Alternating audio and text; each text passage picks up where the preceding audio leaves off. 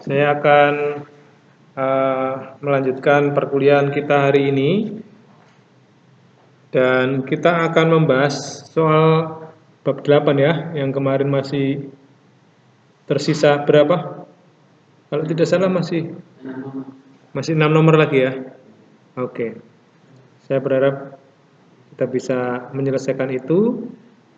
Dan mohon maaf nanti mungkin saya jam 11 harus keluar sebentar karena saya harus jemput kita ya. Tidak apa-apa ya. Oke, kita akan review dulu apa yang sudah kita pelajari sebelumnya dengan langsung menebak kosakata di atas ya. Tapi sebelumnya kita berdoa dulu. Kita belum berdoa. Mari kita berdoa. Amarai azina Adonai bin ahkiki aksi balai kolsawi malki welohai ki eleka et pala Adonai boker tismakoli kiata tebare syadi Adonai katsinah ratson taterimu. Berilah telinga kepadaku ya Tuhan, dan indahkanlah keluh kesahku. Perhatikanlah teriakku minta tolong ya Rajaku dan Allahku, sebab Engkau yang magari orang benar ya Tuhan. Engkau yang melindungi kami seperti perisai. Biarlah kelas ini kami serahkan dalam tangan kuasa-Mu, dalam nama Tuhan Yesus kami berdoa. Amin. Oke, dari mulai Pak Tefri lanjut ke Pak Justus, Pak Brando, dan Pak Alan ya. Langsung baca dan terjemahkan. Yuk. Oke, bagus. Oke. Apa ini Pak Justus dibaca? Tanah. Oke, bagus.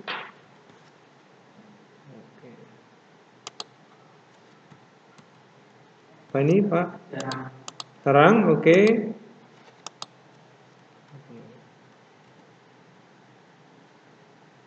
Dibaca dulu.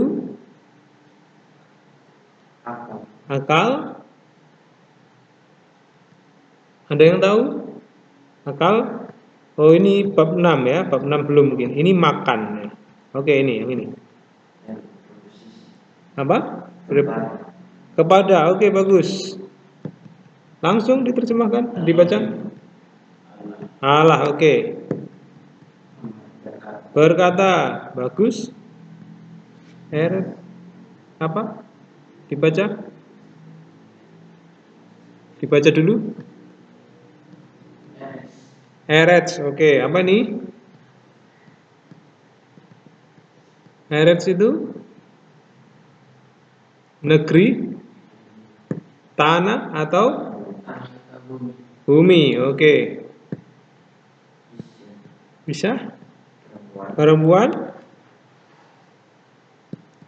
Ini bab 5. Aser ya. Kemarin kita oke, ini bisa yang, bisa di mana? Ini kata ganti relatif ya. 4 di dalam. Selain di dalam bisa juga ini apa? Bagi dengan ya. Untuk bisa juga bagi dengan ya bersama atau di dalam, di samping, ketika, pada.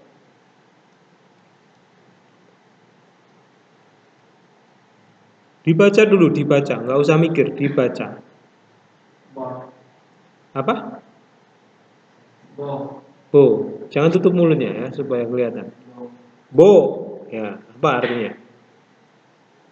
Ada yang tahu? Bo. Bo. Dia telah datang. Bo. Dia telah datang. Oke. Apa ini? Bara. Oke, menciptakan. Bab 5. Gadol. Besar. Oke. Gadol, besar atau agung atau keras atau lantang, nyaring ya. Oh, ini belum. Ini pelajaran 6 nanti ya. Ini gam. Gam itu bisa juga atau memang. Ini juga gan, kebun ya. Apa? Dabar. Oke, davar karena tidak ada titik ya. Jadi seperti V dan W digabung jadinya davar. Oke, davar. Oke. Dabar tadi apa dabar? Kata atau perkataan, ya, perkara. Kalau dabar itu menggunakan khamis lalu kemudian patah, nah itu kata kerja. Itu berkata atau berfirman. Tapi kalau menggunakan khamis dua-duanya itu adalah kata benda. Jadi bedanya hanya pada khamis dan patah saja. Yang vokal kedua ini. Oke. Apa ini dibaca? Dibaca apa? Dibaca A. Hmm? A.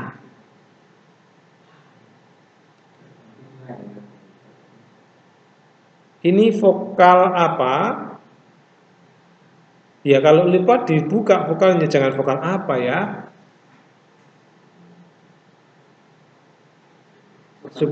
Oke, apa? I. Ini vokal apa nih?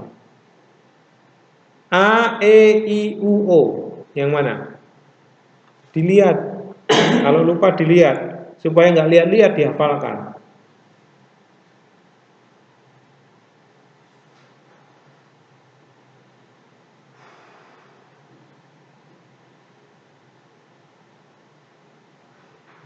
Nggak usah mikir, cuma lihat saja diktatnya.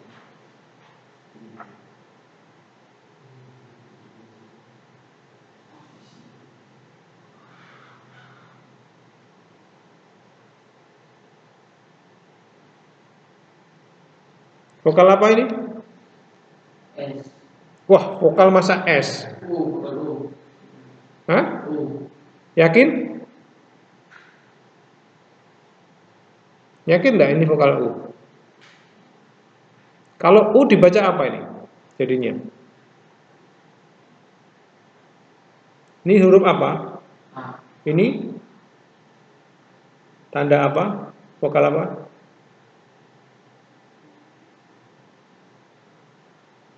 Dilihat, nggak usah mikir, dilihat saja. Bukan U. Nah iya, jadi dibaca apa? U. Hu. Ini apa? Vokal atau konsonan? Dibaca apa? A. Jadinya apa? Kalau ini A, ini konsonan atau vokal? Hah? Ada konsonan A? Nggak ada. Jadi ini konsonan apa?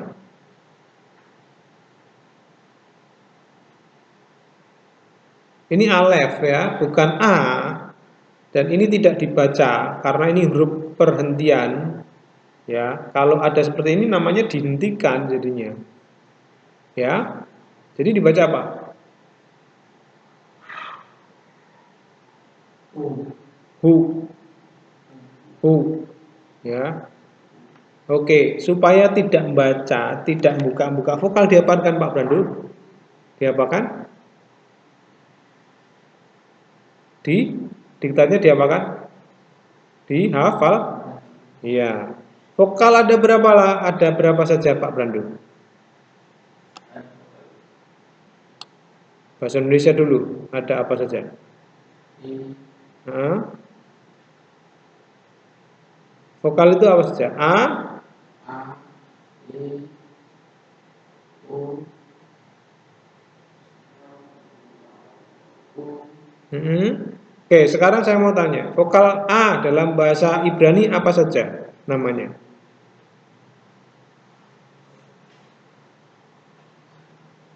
Kames dan Kamis. Patah. Oke, kames patah, hati patah juga bisa ya. Vokal I apa saja namanya? I. Hirik. Cuma hirik? U. Hirik yod. Vokal U apa saja? Surek. Ibus. Nah, sekarang ini vokal apa namanya? Surek atau kibus? Surek. Surek. Dihafalkan ya. Oh, ada seperti ini namanya surek. Dibaca U. Ya, berarti tinggal konsonannya dibaca apa? Ini huruf he ini u, jadinya hu, ya, bukan hau, bukan heu, bukan huwa, tapi hu. Apa itu artinya?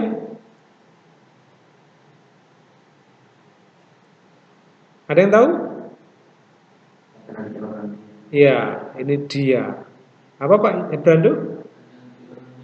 Ya, jadi terjemahannya apa? Di dalam.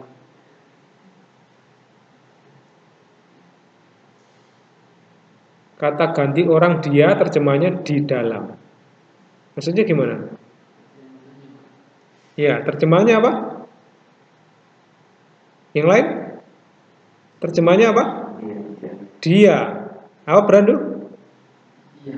Dia. Bukan di dalam ya? Gimana? Oke. Fokus Brando ya, fokus, jangan bercanda. Kamu terlalu sering bercanda jadi mungkin ini dianggap candaan. Serius ya? Oke. Apa ini? Apa ini haya? Betul haya, betul. Apa artinya? Ya, ini yang disebut sebagai kopula. Kopula itu bisa seperti eimi di dalam bahasa Yunani. Tahu ya? Ada atau menjadi, saya adalah, dia adalah. Nah, kalau haya ini dia atau saya? Dia, karena bahasa Ibrani itu dalam kamus tertulis orang ketiga. Sekali lagi bedanya dengan bahasa Yunani, kalau dalam bahasa Ibrani itu kata dasarnya justru menggunakan persona orang ketiga. Ini kata kerja ya, kata kerja. Hayah itu termasuk kopula. Apa itu kopula? Termasuk kata kerja bantu kalau saya punya istilah itu. Karena dia juga punya persona, ya. Dia adalah atau dia menjadi. Bukan dia sedang menjadi, tapi dia telah menjadi. Karena kata kerja dalam bahasa Ibrani itu ditulis orang ketiga dan menggunakan kala perfect, menggunakan kala lampau. Maka terjemahnya telah. Nanti kita akan pelajari lebih lanjut tentang itu. Oke, bagaimana dengan ini Pak Tefri? Hikal, betul hikal apa nih? Hikal. Ada yang ingat apa ini hikal? Istana, betul. Ini istana, hikal. Oke, atau bait suci ya. Pak Justus?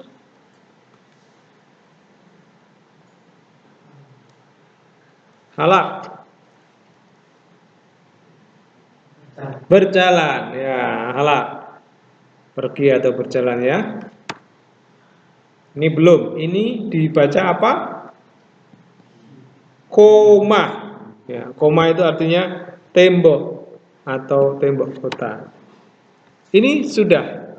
Coba dibaca apa, Pak Brando? Kakam atau bisa juga dibaca kakom ya. Kakom kalau itu disebut sebagai kama satu maka itu disebut kakom. Ya. Artinya apa? Ada yang tahu? Bijak, betul. Ini bijak atau hikmah. Pak Alan? Kosek. Kegelapan, ya, ini kegelapan, betul ya. Pak Tebri? Apa itu? Baik, ya. Pak Yesus? Yewa. Atau kita baca Adonai. Ya, ini tradisi. Ada tradisi orang Israel tidak pernah membaca Yahweh seperti ini ya. Mereka akan ganti sebut Adonai karena ini adalah cara mereka menghormati nama Tuhan ya dengan tidak sembarangan. Nah, itu menurut satu perintah di dalam 10 perintah di sana jangan menyebut nama Tuhan Allahmu dengan sembarang. Lalu orang Israel menerapkannya dengan cara mereka tidak sebut nama Tuhan secara langsung, nama Yahweh ya, karena sangat kudus. Bahkan para masyarakat atau ahli kitab itu ketika menuliskan nama Yahweh itu pulpennya itu sekali pakai, harus diganti. Karena itu cara menghormati nama Yahweh. Sedikit diskusi, bagaimana cara kita menghormati nama Yahweh, nama Tuhan? Apakah dengan cara ini saja? Perintah pertama dikatakan apa? Jangan ada padamu Allah lain di hadapan. Jangan menyebut, perintah kedua, jangan menyebut nama Tuhan dengan sembarangan. Oke. Gimana cara kita menghormati nama Tuhan? Ya dengan menggunakan nama Tuhan itu untuk apa? Ya, betul, untuk menyampaikan firman Tuhan. Nama Tuhan untuk apa lagi? Untuk mengucap syukur ya, bukan mengucapkan sumpah, tapi mengucapkan syukur. Ya, memuji Tuhan, bukan mengutuk. Ya, bukan sekedar mengganti nama kata Yahweh menjadi Adonai, bukan. Tapi kita menggunakan nama Tuhan itu untuk menaikkan doa, ya kan? Berdoa dalam nama Tuhan kan? Dalam nama Tuhan, lalu untuk menaikkan syukur, pujian, ya dalam nama Tuhan, lalu untuk memberkati orang dengan menyampaikan perkataan Tuhan. Ini yang sebenarnya disebut sebagai menghormati nama Tuhan atau tidak menyebut nama Tuhan dengan sia-sia. Itu kalau dalam teks Keluaran pasal 20 ya.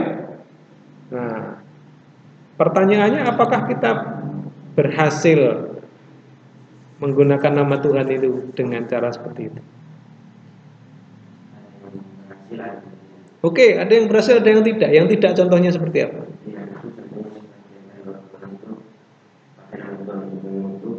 Ada juga kayak guru-guru palsu itu mereka pakai nama Tuhan itu memuji dan memberikan nama Tuhan tapi tidak sesuai dengan benar.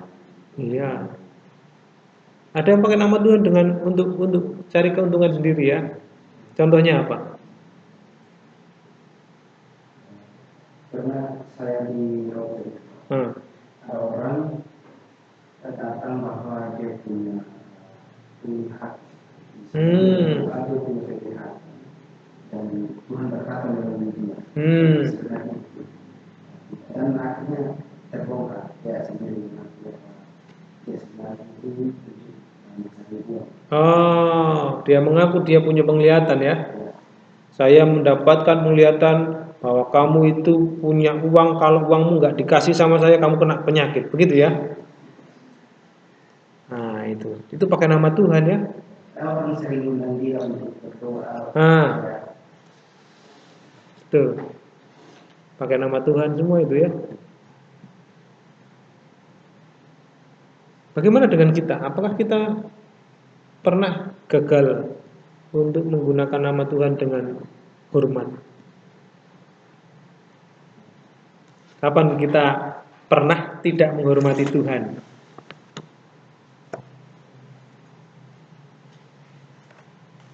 Pernah bersumpah enggak? Pernah ya. Kalau bersumpah itu pasti pakai kata demi Tuhan. Dan itu sebenarnya kita sedang menggunakan nama Tuhan dengan tidak hormat, dengan sembarangan ya. Karena firman Tuhan jangan menyebut nama Tuhan dengan, berarti nggak boleh bersumpah ya. Karena bersumpah itu artinya kita sedang apa? Kita sedang memakai nama Tuhan itu untuk meyakinkan seseorang bahwa kita itu sedang menyatakan hal yang benar. Lalu pakai nama Tuhan supaya orang itu yakin bahwa apa yang kita omongkan itu benar, padahal belum tentu kan? Belum tentu. Lalu dengan cara apa kita menggunakan nama Tuhan dengan sembarangan? Menyebut nama Adonai tadi dengan sembarangan. Pernah sumpah palsu? Pernah nggak? sumpah palsu atau bohong dengan nama Tuhan tapi bohong dalamnya. Pernah ya? Menyatakan kebohongan atau dusta. Saya melihat, nggak pakai nama Tuhan nih. Saya tadi melihat nih. Brando tadi ambil mangga. Ini contoh ya, contoh. Kalau nggak percaya, nanti Pak Yustus masuk neraka. Loh, kok Pak Yustus yang masuk neraka? Pakai nama Tuhan ya kan? Nah, maka Yesus melarang kita untuk bersumpah. Yesus mengatakan apa? Lebih baik jangan bersumpah untuk apapun ya.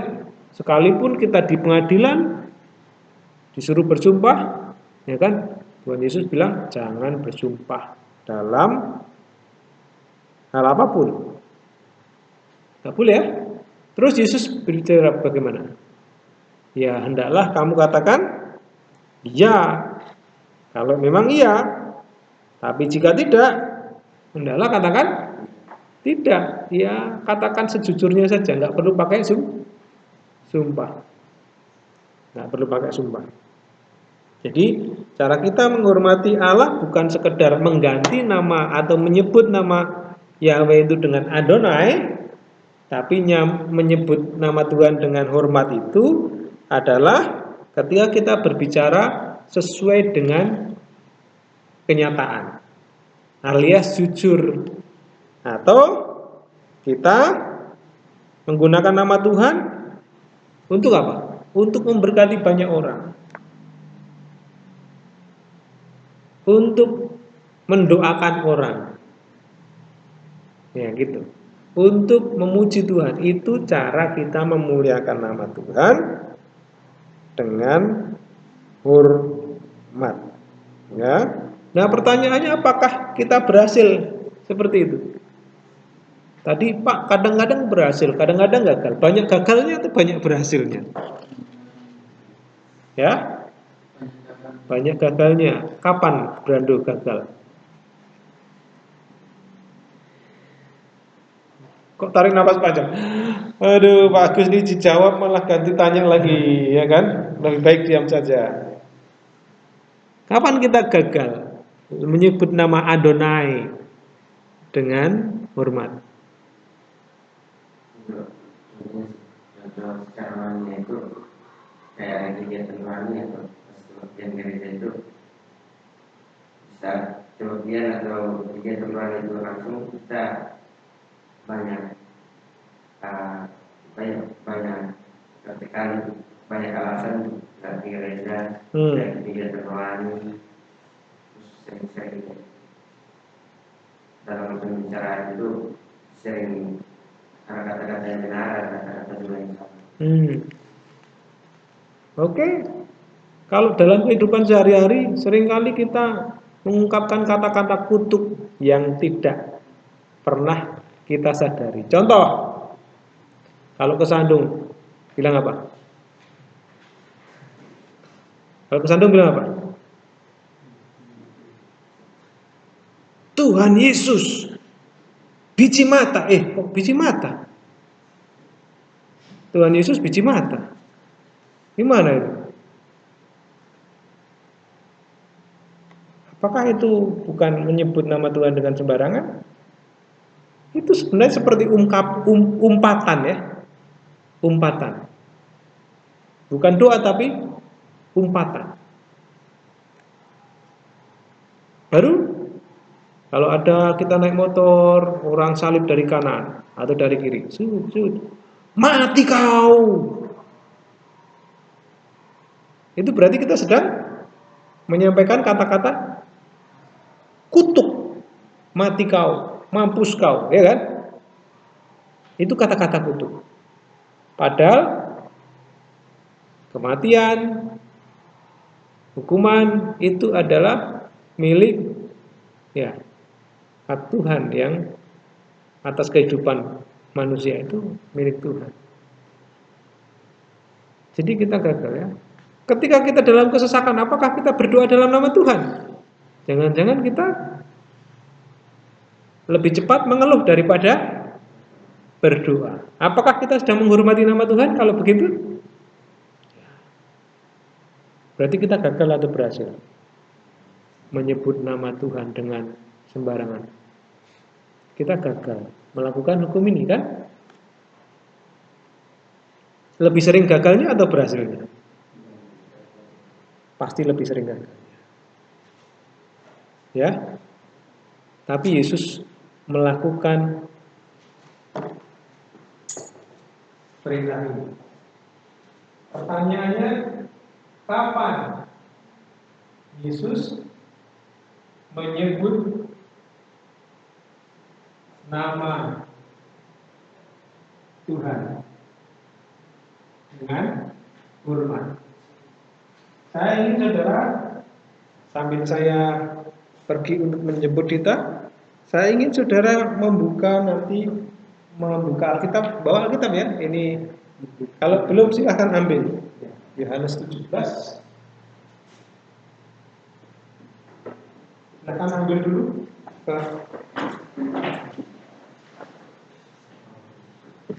Yohanes 17. 6-8.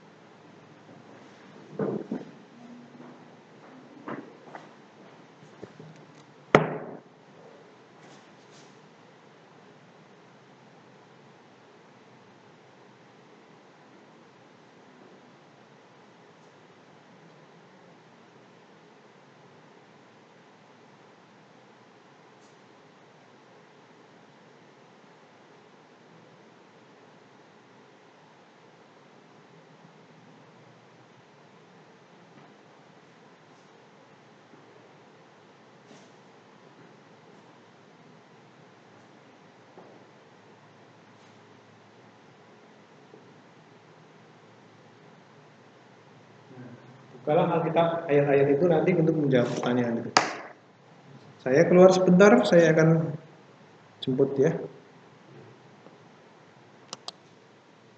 Ya, cara menghormati Tuhan.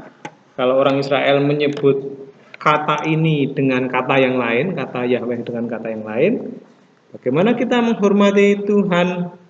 Ternyata seharusnya kita menggunakan nama Tuhan dalam doa, ucapan syukur, maupun dalam membagi berkat ya, mengucapkan berkat bagi orang lain. Tapi kenyataannya kita justru malah seringkali berdusta, ya kan? Berdoa bukan kepada Tuhan, tapi malah justru mengandalkan kekuatan kita sendiri, ya toh? Bukan berdoa dalam nama Tuhan Yesus, tapi berdoa dalam kekuatan kita sendiri.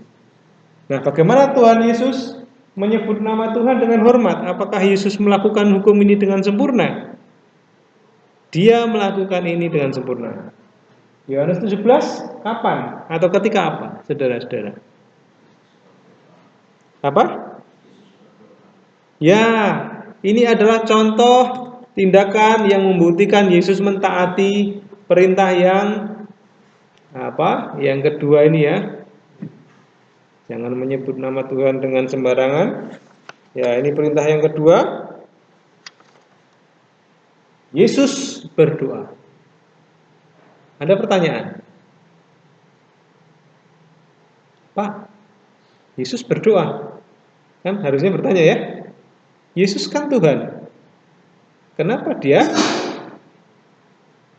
berdoa? Ada yang pernah bertanya seperti atau ditanya seperti itu? Kalau Yesus Tuhan, kenapa dia harus berdoa? Ada yang bisa menjawab? Ya, silakan. Karena Yesus itu dari ketertunggalan Allah, Yesus itu dari ketertunggalan itu, Yesus itu anak, itu ada bapaknya itu Allah, yang berlain Yahweh itu, dan anak Tuhan itu di ketertunggalannya itu sebagai mestinya sebagai anak, dan dia masih bisa berdoa kepada bapaknya. Dia masih berdoa kepada bapaknya ya. Oke, karena dia adalah anak. Ada yang lain? Kalau saudara ditanya, coba baca Yohanes 17:6-8, Yesus berdoa. Berarti Yesus bukan Allah. Kalau Yesus Allah, ngapain dia berdoa? Ketika Yesus itu berdoa, maka Yesus sedang menunjukkan kepada kita semua bahwa dia adalah benar-benar manusia sejati, bukan manusia setengah dewa. Bukan setengahnya Allah, setengahnya manusia, bukan. Kalau setengah Allah, setengah manusia, ya dia nggak perlu berdoa. Tapi dia manusia sejati. Berarti apakah dia bukan Allah? Kalau dia manusia sejati, apakah dia bukan Allah?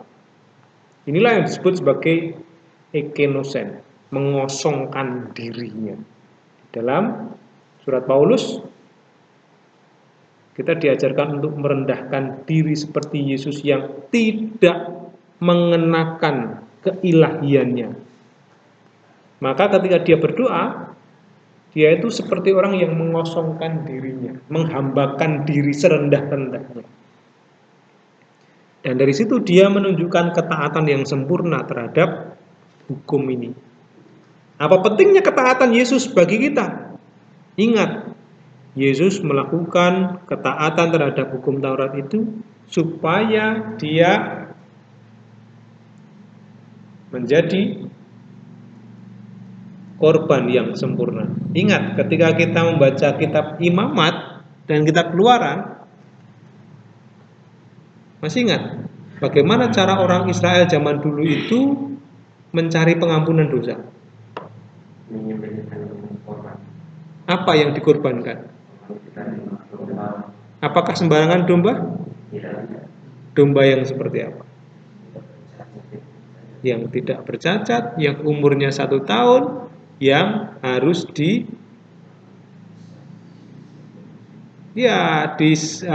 disisihkan sampai hari ke-14.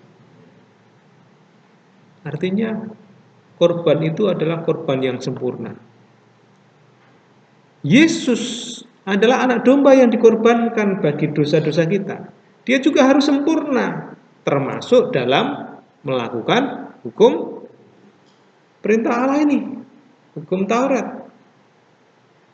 Dan dia membuktikan dirinya sempurna dengan cara apa? Dia menghormati nama Tuhan dengan cara berdoa. Jadi ketika dia berdoa, bukan berarti Yesus itu bukan Allah. Kenapa? Karena dia berdoa. Yesus bukan Tuhan, karena dia berdoa. Dia tidak punya kuasa. Kenapa? Karena dia berdoa. Kalau punya kuasa, ngapain dia berdoa? Ya kan? Ketika dia berdoa, dia menyebut nama Tuhan dengan hormat. Itu berarti dia melakukan hukum Taurat dengan sempurna. Itu berarti dia menjadi korban yang sempurna bagi tebusan dosa kita. Jelas ya?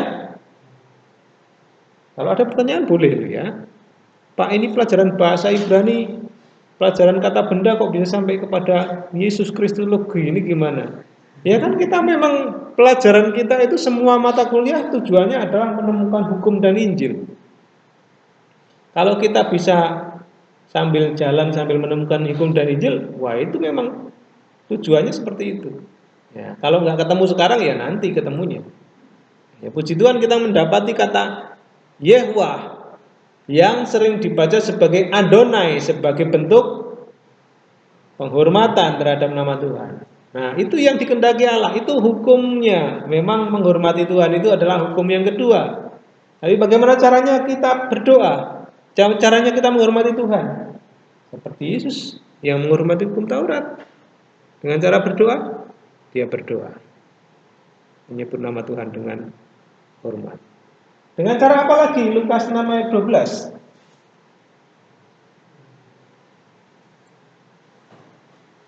Dia berdoa juga. Apa bedanya dengan yang Yohanes 17 ayat 6 sampai 8?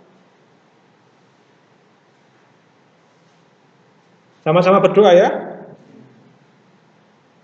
Kalau Yohanes Lukas 6 ayat 12,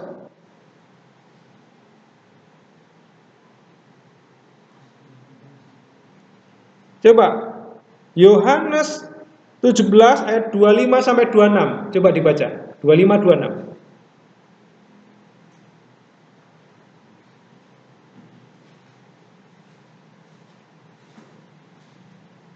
Ya Bapa yang adil, memang dunia tidak mengenal Engkau, tetapi aku mengenal Engkau. Dan mereka tahu bahwa Engkaulah yang telah mengutus aku. Dan aku telah memberitahukan namamu kepada mereka, dan aku akan memberitahukanmu, supaya kasih yang Engkau berikan kepadaku ada di dalam mereka dan aku di dalam mereka. Jadi bagaimana Yesus menghormati nama Tuhan? Dengan cara memberitahu nama Tuhan kepada semua orang. Memberitahukan apa yang dikerjakan Tuhan kepada semua orang. Itulah cara menghormati Tuhan, nama Tuhan. Beritahu kepada orang banyak tentang siapa Tuhan kita. Itulah cara menghormati nama Tuhan. Ya. Berdoa demi nama Tuhan, itulah cara menghormati Tuhan. Sama seperti Yesus tadi ya, memberitahu mereka siapa engkau, ya kan? Siapa Tuhan. Nah, kalau cuma mengganti nama Yahweh dengan Adonai ya, tetapi di situ saudara tidak pernah memberitakan nama Tuhan, itu saya kira belum cukup ya. Kalau saudara tidak pernah berdoa di dalam nama Tuhan, bagaimana Yesus melakukannya lagi? 6 ayat 11 Yohanes. Yesus mengucap syukur, lihat tuh, mengucap syukur. Yesus mengucap syukur. Mengucap syukur kepada siapa? Kepada Allah. Ketika kita mengucap syukur kepada Allah atas apa yang Tuhan berikan buat kita, itu sesungguhnya kita sedang menghormati nama Yehwah, nama Adonai tadi. Tidak menyebut nama Tuhan dengan sembarangan. Pertanyaannya pagi ini sudah mengucap syukur kepada Tuhan? Kalau sudah bisa bangun pagi, tangan masih bisa digerakkan, kepala masih bisa geleng-geleng, kaki masih bisa jalan, ya kan? Sudah mengucap syukur kepada Tuhan atas berkat itu?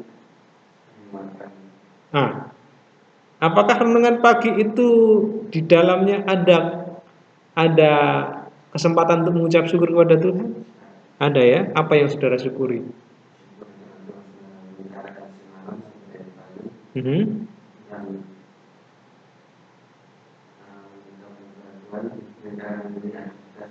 Oke, pertanyaannya lagi, apa bedanya dengan orang lain yang juga sama-sama bangun pagi? Apakah mereka juga dijaga oleh Tuhan? Iya, apa bedanya dengan kita? Orang yang tidak percaya Yesus pun bangun, sehat, mereka bisa bekerja, apa bedanya? Apa yang kita syukuri? Kita syukur tanpa Tuhan kita tidak bisa memiliki semua kehidupan kita. Karena itu kita bersyukur. Meskipun orang lain tidak bersyukur, tapi kita bersyukur bahwa Tuhan memberikan semua itu secara cuma-cuma. Ya, karena kita masih punya keselamatan secara cuma-cuma ya. Kita masih punya iman. Sementara orang lain masih berjalan dalam petualangan mencari keselamatan. Kita sudah punya keselamatan itu. Itu yang membedakan kita dengan orang lain yang perlu kita syukuri.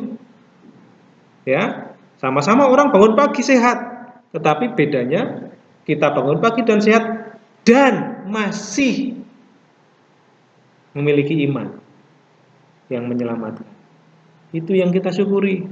Banyak orang yang sudah mundur, yang sudah menukarkan imannya dengan uang, yang sudah menukarkan imannya dengan jabatan, dengan popularitas, dengan follower, dengan subscriber, ya kan?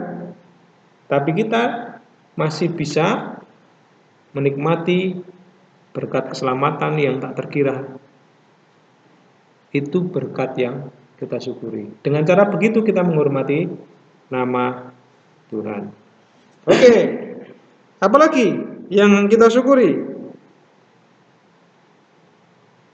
1 Yohanes 3 ayat 5.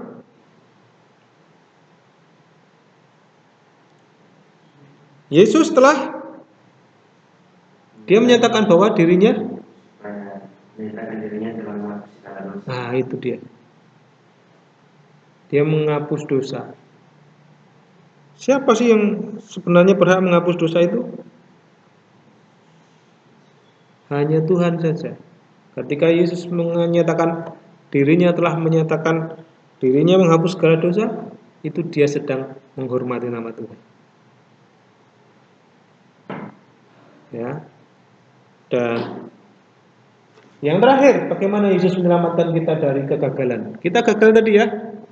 100% kita gagal menyebut nama Tuhan dengan tidak sembarangan ya.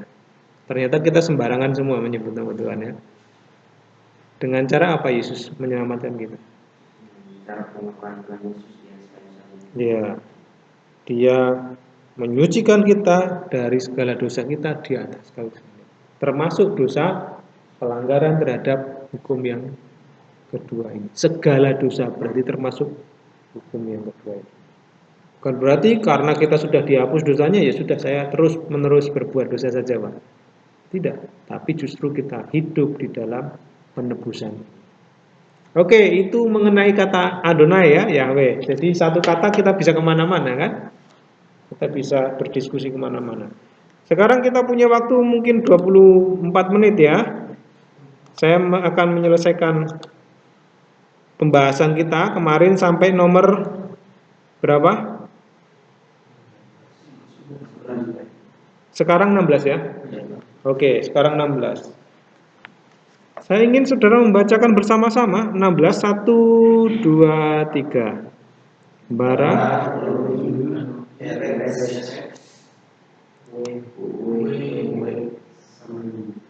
Oke, sekarang yang terakhir membaca Pak Brando.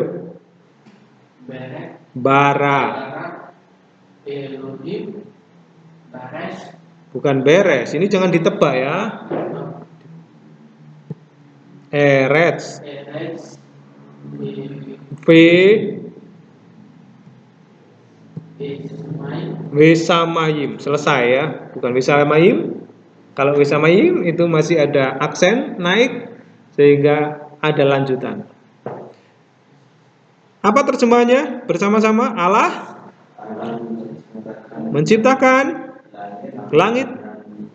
Oke, dan bumi. Bagus ya. Wah, saudara sudah bisa menerjemahkan kalimat ini, luar biasa.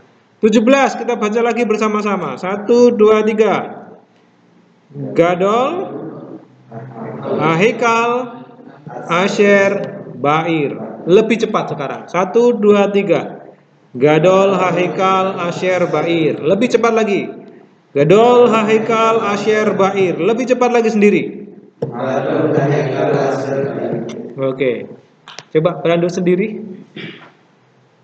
Gadol Israel Itu menebak itu di eja ya. Gadol Israel Hahikal. Haikal Asher Ya, Asher betul. Dibaca satu suku kata. Ini dibaca apa? Ba ini. Ba ini.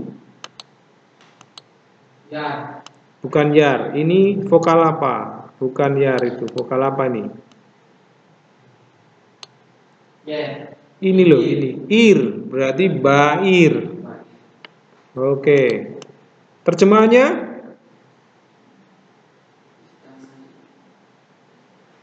Kemarin Pak Yermi menjelaskan kalau kata sifat muncul terlebih dahulu, baru kemudian disusul kata benda, maka cara kita menerjemahkan kata sifat itu dengan menambahkan adalah. Kata sifat atau kata benda? Gadol? Kata sifat ya. Haikal? Kata benda. Tapi lihat di sini ada asyar bair. Berarti ini adalah kata penghubung yang menghubungkan antara bair dengan hekal. Jadi harus digabung dulu. Maka kita tidak bisa berhenti di dalam kata hekal saja, tetapi kita langsung lanjut ke sini dulu, baru adalah gadol, gitu ya. Coba kita terjemahkan dari sini. Istana. Karena yang ada di dalam kota itu adalah Iya, itu. Istana yang bagaimana dengan ada? Kenapa ada kata ada?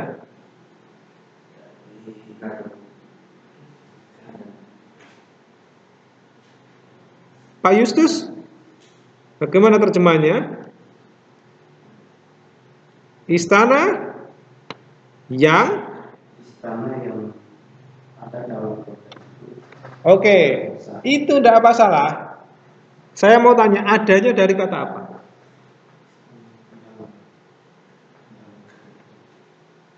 Ini ya.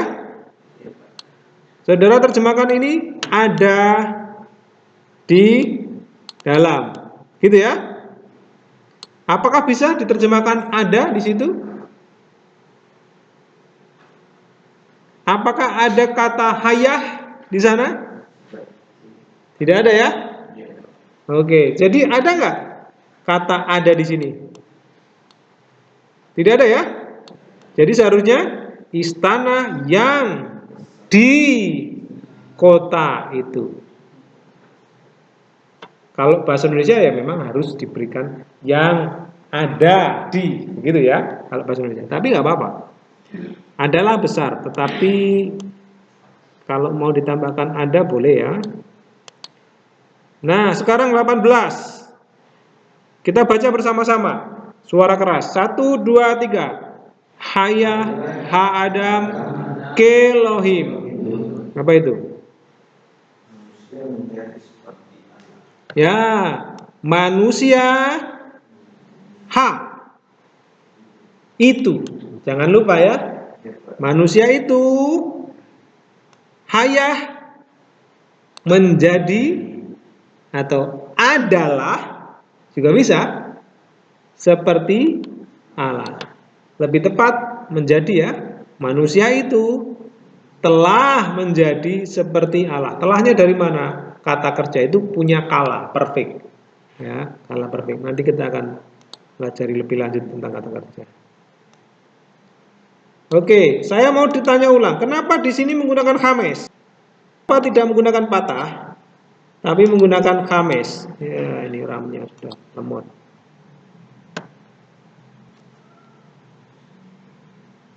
Kenapa di sini menggunakan khames bukan patah? Pada depan ketemu dengan awan penentu. Ya, ini awalan penentu biasanya menggunakan patah, betul? Biasanya vokalnya patah. Pertanyaannya kenapa ini bukan patah tapi khames? Betul, ini dia. Kenapa, Pak? Iya. Karena yang diikuti adalah huruf tenggorokan, maka harus punya vokal khusus yang biasanya patah, maunya yang lain, beda. Huruf manja ya. Jadi pakai huruf khames. Nah, gitu ya. Oke, 19. Dibaca bersama-sama. 1, 2, 3. Lo hayah kismuel is kakam ba'arets. Ini bisa juga dibaca kakom ya. Sekali lagi dibaca bersama-sama. 1, 2, 3. Lo haya Kismuel is kakak Mbak Ares. Ya, apa terjemahannya? Bersama-sama.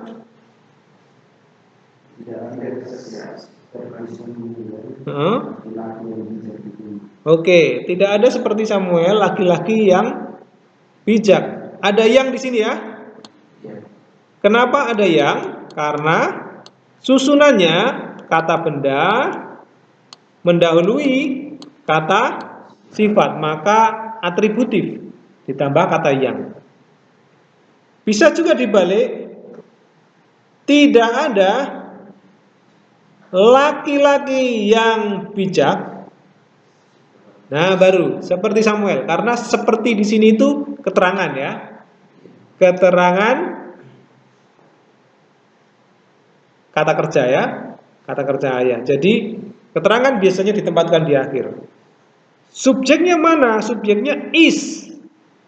Jadi tidak ada laki-laki atau laki-laki tidak ada yang bijak seperti Samuel. Atau laki-laki yang bijak tidak ada seperti Samuel di negeri ini. Bisa seperti itu. Oke, 20. Terjemahkan, dibaca bersama-sama. 1, 2, 3. Amira, Aisyah, apa?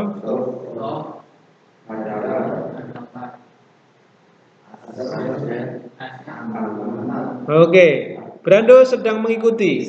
Coba Brando bareng-bareng. Yuk. Ayo, Brando.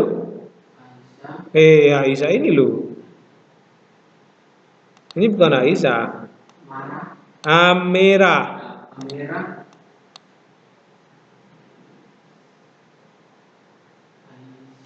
Aisyah.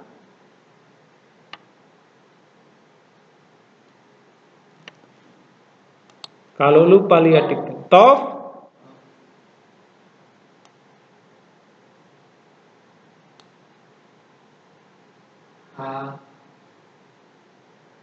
Arab.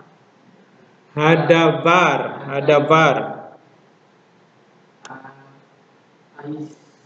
Asher.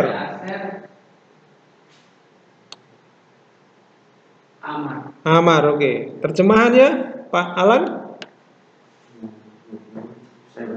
Oke, siapa yang sudah? Ada yang sudah? Ya, Pak Tefri.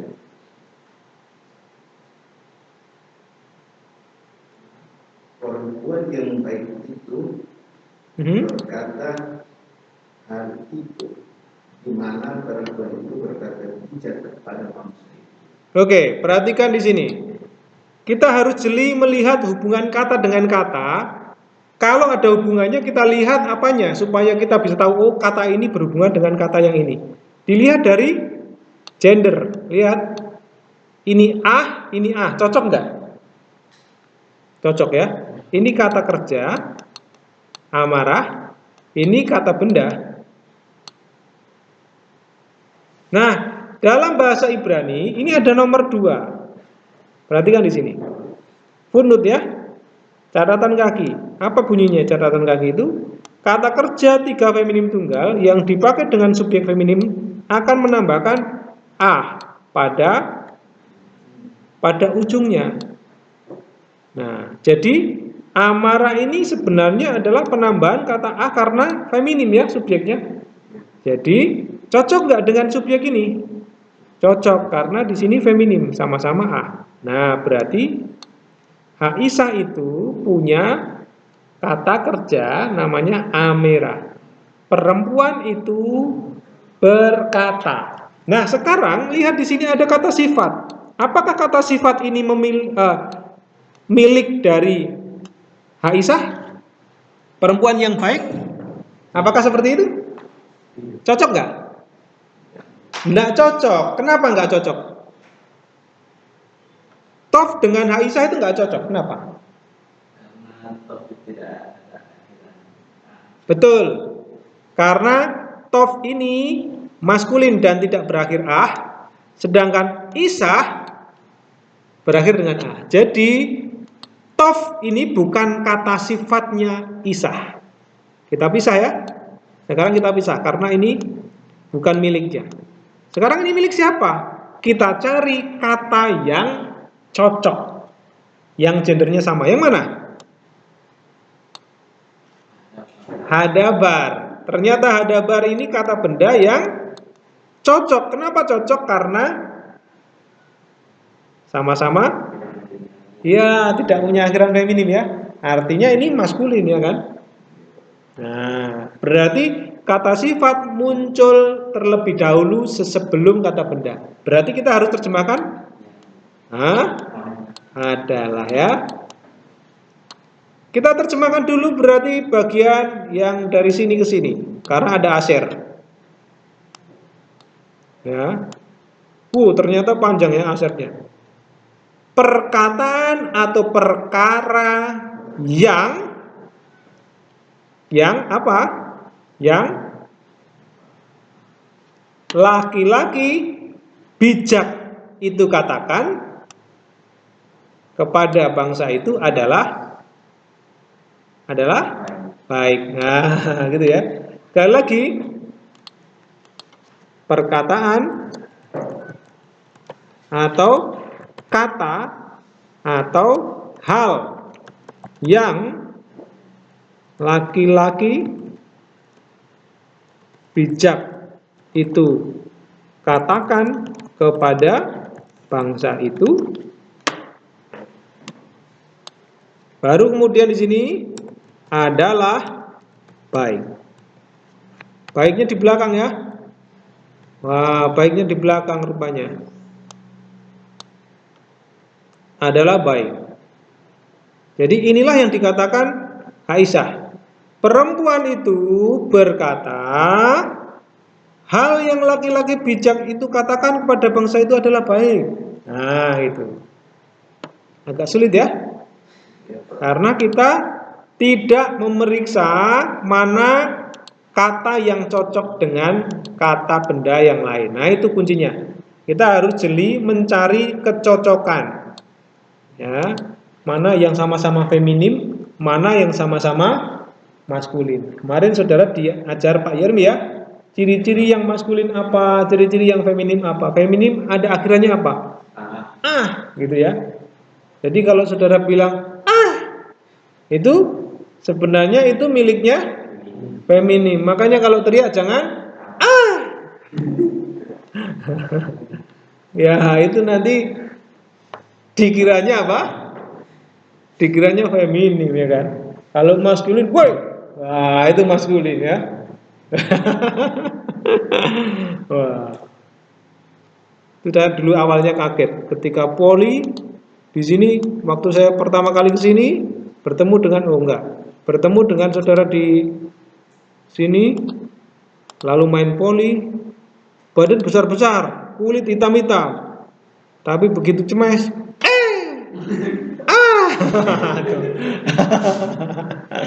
loh kok feminim apa teriakannya ya, itu bercanda saya ya karena itu ciri khas ya, ciri khas dari NTT atau Timur kalau apa namanya teriak mungkin seperti itu, bukan menandakan feminim atau maskulin ya.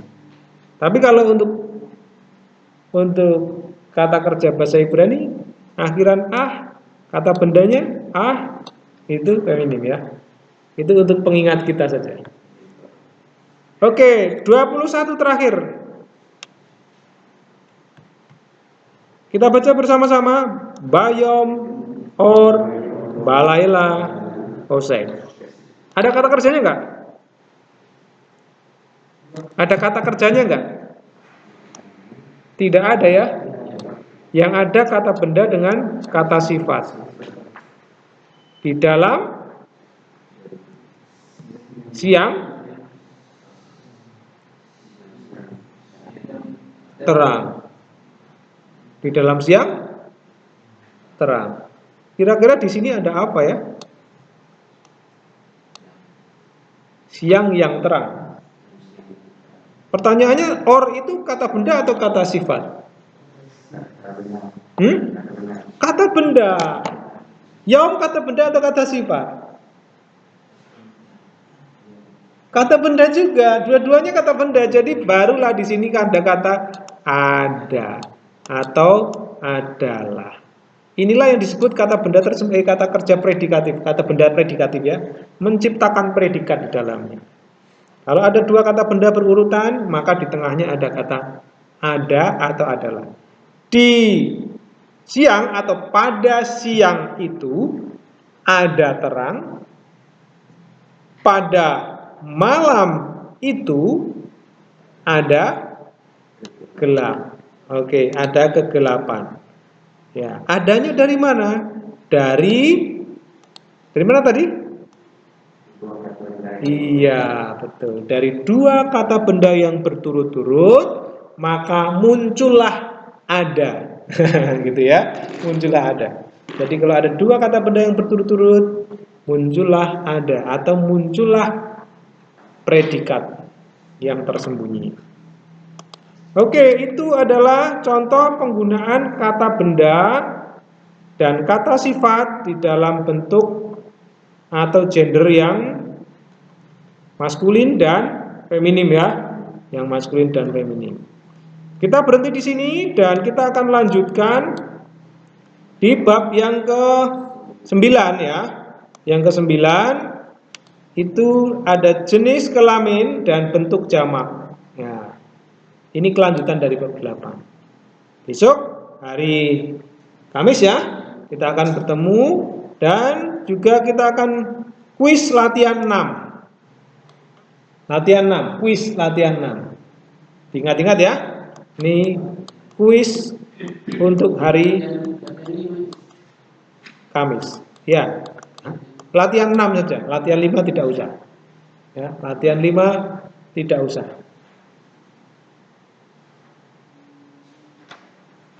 Selamat makan.